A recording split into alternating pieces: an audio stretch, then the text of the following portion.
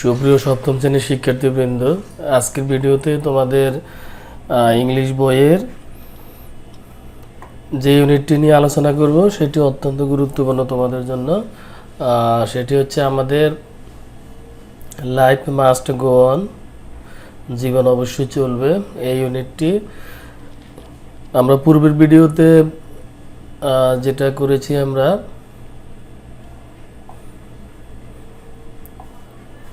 দেখো আমরা পূর্ব ভিডিওতে আমরা কোশ্চেনগুলো সলভ করেছি।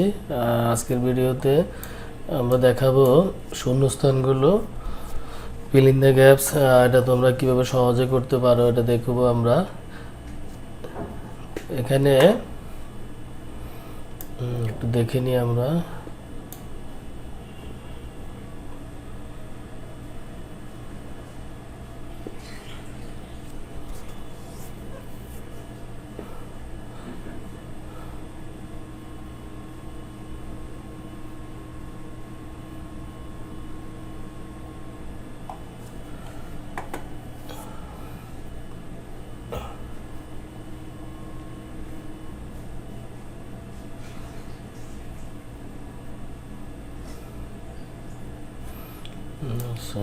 এখানে আমাদের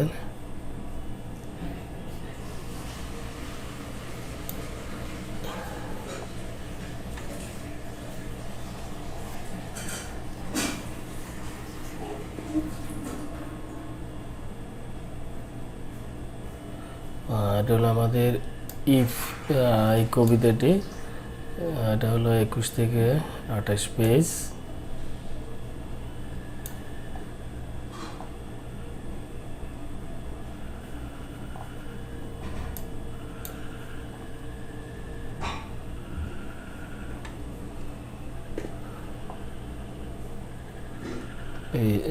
আমরা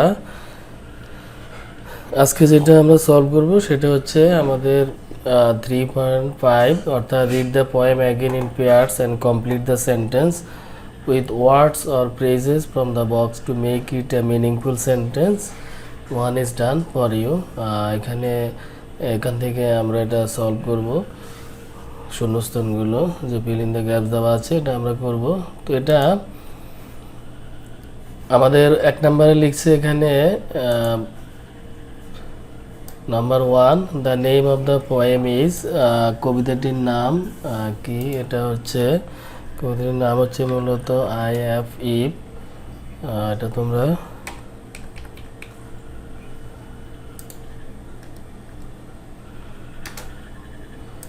কবিতাটির নাম হচ্ছে ইভ।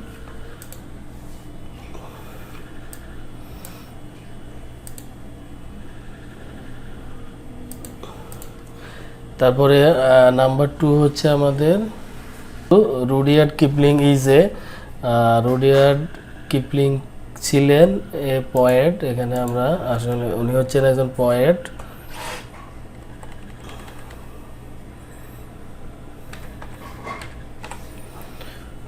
তিনি ছিলেন একজন পয়েট। এটা নাম্বার 3 হচ্ছে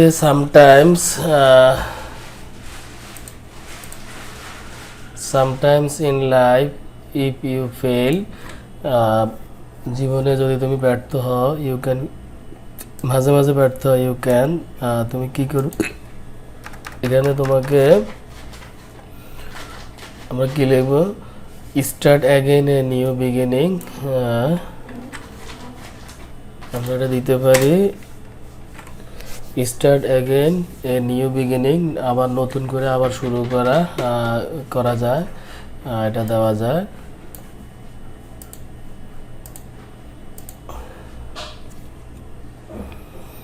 তাহলে বলছে মাঝে মাঝে যদি তুমি জীবনে ব্যর্থ হও তাহলে তোমাকে নতুন করে আবার শুরু করতে পারো তুমি।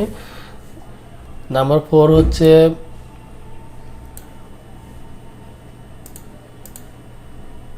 it's wise not to give importance on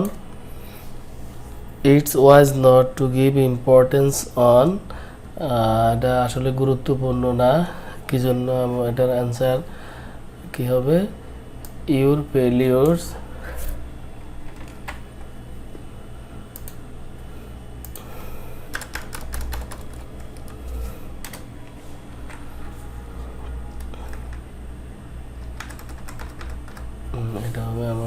এটা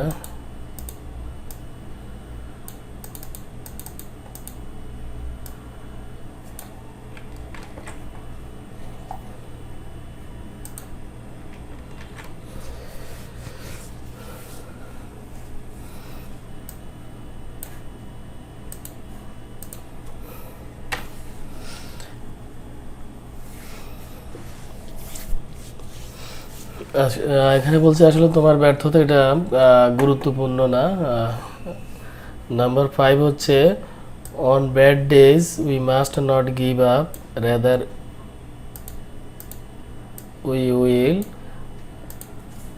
এটা আমরা কি দিতে পারি, hold on to the will to do something good, আমরা এটা দিতে পারি এখানে।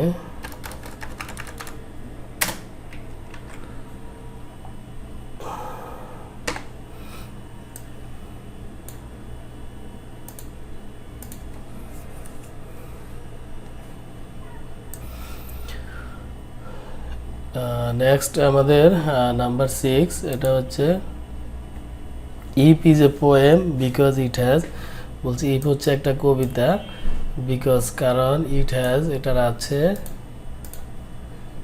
কি আছে,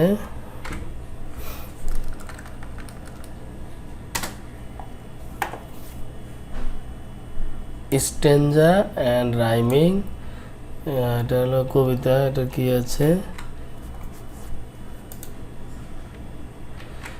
শ্লোক আছে এবং আবৃত্তি আছে, এই জন্য এই কবিতাটি এটার মধ্যে একটা শ্লোক আছে এবং এটা আবৃত্তি করা যায়, এই জন্য এটা আসলে একটা কবিতা, এটা আমরা লিখতে পারি। নাম্বার 7 হচ্ছে the rhyming word of toss is, the rhyming word of toss is, কবিতার টস শব্দটি হচ্ছে মূলত লস, এটা হচ্ছে আসলে লস।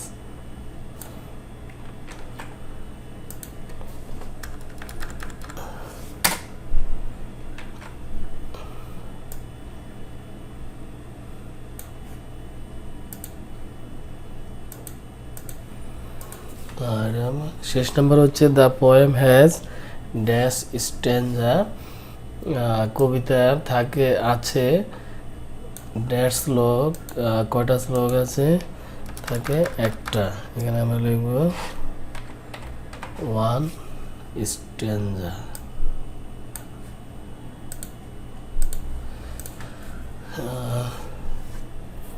তো প্রিয় শিক্ষার্থীবৃন্দ, এটা ছিল আমাদের ফিল ইন দ্য গ্যাপস, যেটা আমরা অর্থাৎ কমপ্লিট সেন্টেন্স যেটা আমরা করেছি, যেটা অবশ্যই মিনিংফুল অর্থাৎ অর্থবোধক বাক্য দিয়ে, তো এটা আমাদের হয়েছে। আশা করি তোমরা বুঝতে পারছো। যদি ভিডিওটি তোমাদের ভালো লাগে অবশ্যই তোমরা লাইক দিবে, তোমাদের বন্ধুদের সাথে শেয়ার করবে, ক্লাসমেট সবাই শেয়ার করবে। যারা ভিডিও নতুন দেখেছো তোমাদের রিকোয়েস্ট করবো তোমরা সাবস্ক্রাইব করে আমাদের সাথে থাকবে, এবং প্রত্যেকটা পেজ টু পেজ এবং যেগুলো তোমাদের সমস্যা হতে পারে সেটি ভিডিওতে দেখানো হবে ইনশাল্লাহ। সব ভালো।